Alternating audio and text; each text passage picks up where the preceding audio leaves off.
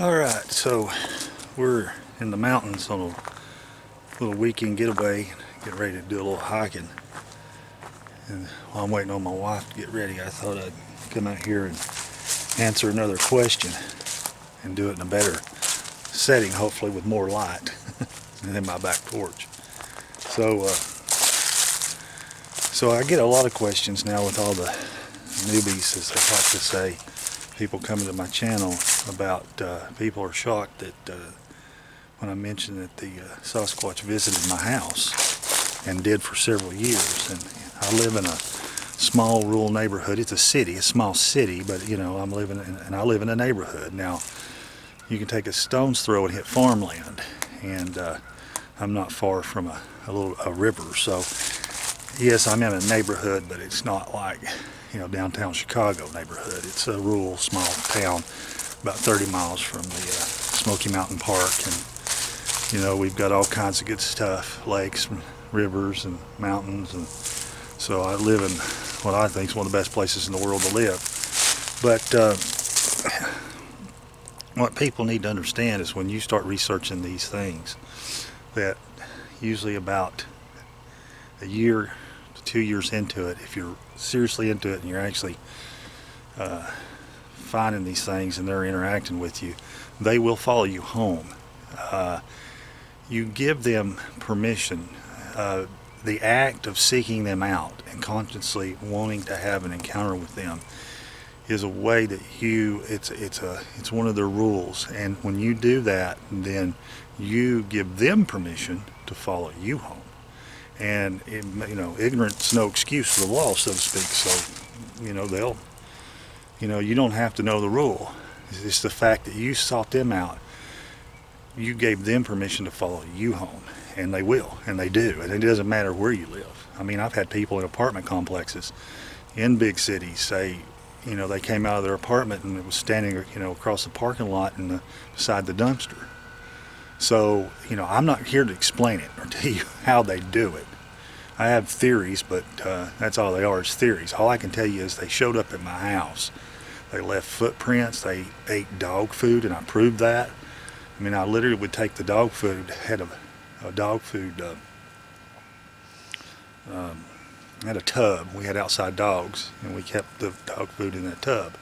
And of course, it had a snap lid on it, so nothing could get into it. You know, you had to unsnap it, unsecure it to open it. And the dog food started going down really fast. You know, where a 25-pound bag would last 2 weeks, it was only lasting a week. And so I got to looking, and so I leveled it out, and I took a pencil and I marked the inside and snapped it shut.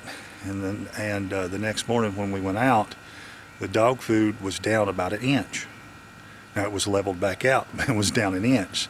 And then I'll show pictures of it, but basically they were coming in the backyard, reaching over on the deck, pulling it over, eating, snapping the lid back on, leveling it back out, and pushing it back over. And I actually got audio of them doing this, and then I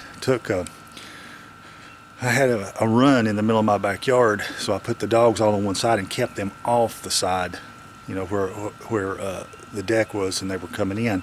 And then I took a rake and I scratched up where you have old red clay, and I was trying to get the grass to grow, but it was still just dirt. So I raked that up into big, thick clods, and no one was over there. And in about a 2-week span, where they would come up and stand on the edge of the deck and reach over, they started smashing down the clods and smoothed it out and made it nice and, you know, level and hard. And it wasn't my dogs and it wasn't me. I had a fenced-in locked backyard. So, you know, that was a low-tech way to show that they were coming in and getting the food. Plus, I did record it. I put trail camera after trail camera. I got some trail camera. Most of the time, they just walk up beside the trail camera and lay it down, no matter where I mounted it. And one time I mounted it in the wood pile, and it was thrown out in the middle of the yard. So, you know, they know immediately where the trail camera is. They know what they are, and they know, you know, just they're smarter about me and you, so they know how to walk up, sneak around behind it, and lay it down. So, I mean, I got some eye shine, and I got some, like, faces stuck right in it, but nothing, you know, to write home about. But anyway, so, you know, for many, they would drink the dog water, they'd leave gifts, they do the 3-in-1 pattern, You know, that one time I was talking about, they got upset because I rearranged and cleaned off the deck and moved the food too far away. They couldn't reach it, and then they started just doing weird stuff. They did the feathers in the driveway. They started leaving bones. I mean, like they were getting bones out of people's garbages, but they were leaving like pork chop bones and stuff, you know, stacked up, you know, on the rail of the deck, you know, stuff like that, crazy stuff. And they started beating on the side of the house, slapping the house. There was one incident where they actually had a robin's nest in the corner where the gutter came down, and it was one of those deals where springtime and we had the babies. We went out and looked, and they were chirping, all was great. And then we went back a couple days later, went around, we didn't hear the robins chirping, and looked up and the nest was gone. And then a house, you know, it was aluminum siding, had been painted and it oxidized. And, you know, I found out that oxidation's a really good way to get fingerprints and hairprints from a Sasquatch. But you could see where the Sasquatch, one had leaned up against the side of the house and the other had climbed up on his shoulder, and they'd ate the birds and knocked the nest out. And I mean, there's a handprint and there's actually a shoulder print, and where it leaned its shoulder up against the side of the house, and you can actually see the hair, you know, in the siding there where the oxidized paint, it just picked it right up like a fingerprint. So, you know, this craziness went on in my house for several years, and that's when, you know, and once I just finally came to my conclusion of what they were, I stopped researching as far as actively going after them. And you know, for those that aren't Christians, you may not understand, but I prayed and rebuked them and called on the name of Jesus and His power to protect my home and to keep them away, and it worked.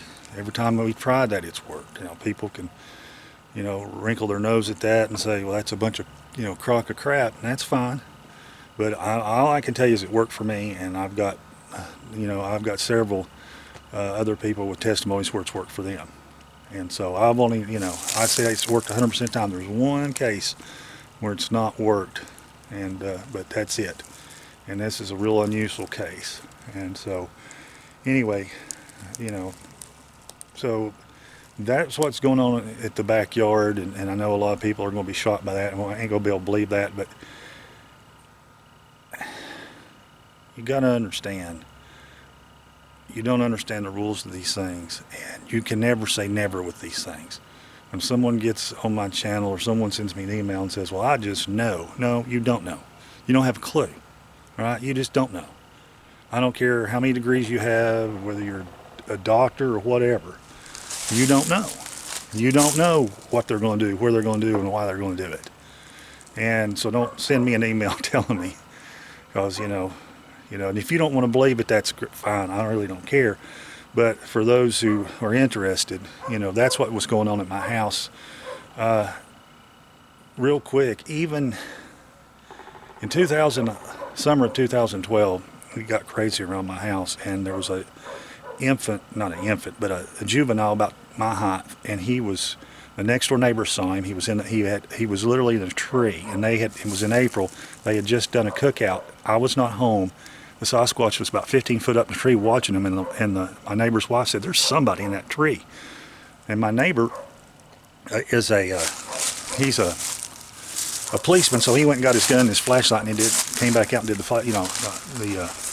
policeman thing and said, "Oh, come down!" And this thing, they called it a black kid in a black hoodie, jumped out of the tree 15 feet, hit the ground running. And then in August, I'd come back. It just turned dark.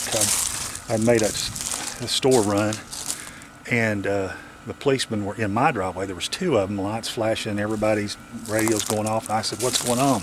He said, "Well, the lady category to you had a prowler run by her pool, and he jumped the fence and then ran through your driveway and out." And I said, "Well, what did you?" I said, "You got a description?" They said, "Yeah, it's a black kid, about 6'4", 6'3", 250 pounds, in a hoodie, in a black hoodie." And so the next morning I went and talked to the neighbor, and she said, "Well, it got my dogs all tore up." And I came out on my deck, and I got some movement. I looked to my left, and there she used the word "it" was crouched. And she said, it was sitting there for a minute, and she said, I went to the door of my, she had a screened-in back porch that had steps that went down. When she opened and looked, she said it stood up and ran around the side of my pool like a hurdler, went over my fence, then your fence, and then ran out your driveway and through the neighborhood she said, just took off. She said, unbelievably fast. And I said, it, hon. She said, oh, that little boy. You know, we got this little black boy in the neighborhood. It's, you know, he wears a black hoodie. And, you know, and he likes to, you know, he's been prowling around. He's, you know, he's a peeping Tom. The little girl up the street, there was a 16-year-old girl that lived 4 houses up from me. And apparently, I didn't know this, but the neighbors in the street behind me, this little black kid in the black hoodie had been climbing up a cedar tree and peering in her window at her more than once, and they called the police on him. I did check, and there had been a prowler reported several times in the neighborhood. It didn't really say, because they call the police and they go out, so the police record just showed a prowler calls, you know, and then the police would write back nothing. Now there was a police report on the again on the prowler where they came to my house, but it was, you know, pretty much police report. Lady reported a black male, 6'3", 6'4", 200, you know, sometime between 200 and 250. She said 250 pounds, 225 pounds. You couldn't tell. And so, of course, I didn't say anything because I didn't want, number one, to make my neighbors mad, because I was the reason these things were coming around the house, and the fact that, you know, I'm 6'3", 225, so I don't want them to think I was doing it. So anyway, so that was the craziness that was happening around my house for a few years. And yeah, like I said, I lived in a small neighborhood, in a neighborhood, you know, in a small town. So, you know, you just never know about these things. Like I said, their ways are not our ways. They have a rule set and a morality that's different than ours, and they follow their own, do their own thing. And we get in the way, oh well. So anyway, that's the explanation of the backyard stuff, and I hope your aesthetics, this background here, we're in a little isolated neighborhood, I guess, on the edge of the park's right up through there. So, and these are nice little cabins. It's a little getaway. It's real cheap. It's cheaper than a hotel room to rent these things for a weekend. So come up here and we can relax and go hike and enjoy ourselves, and not have to worry about anything. So anyway, so I will sign off for now, and hope that does a little bit of explaining. And if you have any questions, keep them coming. If you know, the main brunt of Steve sending people to my channel is for information and for help. And I've started a little site called the Sasquatch Awareness Project, and I started it a long time ago, and it's not getting a lot of publicity, but that's fine. Steve's got his project, you know, and I'm going to work with him on, and that'll be the main thing. But in the meantime, if you got questions or anything, or about what they are, or about my observations, you can go, I'll post the link in the video, and you can go. It's called the Sasquatch Awareness Project, and I just kind of answer the basic questions, and it's kind of, you know, a first step into helping people.